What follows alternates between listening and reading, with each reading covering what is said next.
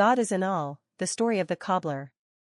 One day, a proud and learned scholar came to visit Sri Ramakrishna at the Dakshineswar temple. The scholar had studied the scriptures deeply, debated with many, and considered himself spiritually advanced. He asked Ramakrishna a question, more to test him than to learn. "Sir, what do you say about caste? Can a low-caste person realize God?"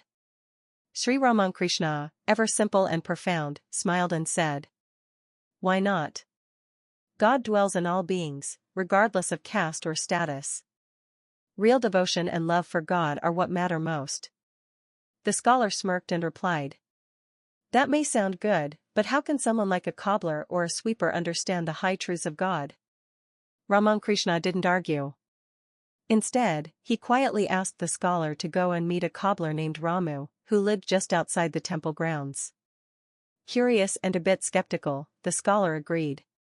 When he found Ramu, he was shocked.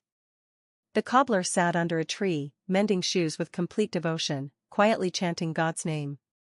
Despite his humble work, his eyes glowed with a deep peace and joy.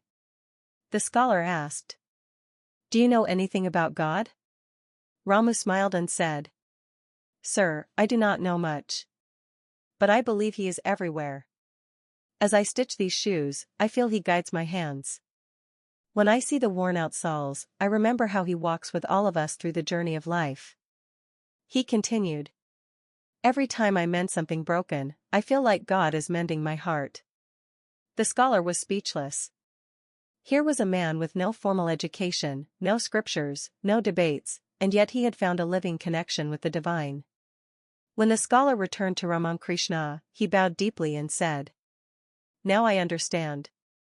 God truly dwells in all." Dove Moral. Spiritual realization doesn't come through caste, class, or intellect alone, it comes through sincerity, humility, and love. True devotion turns even the most ordinary life into a divine journey.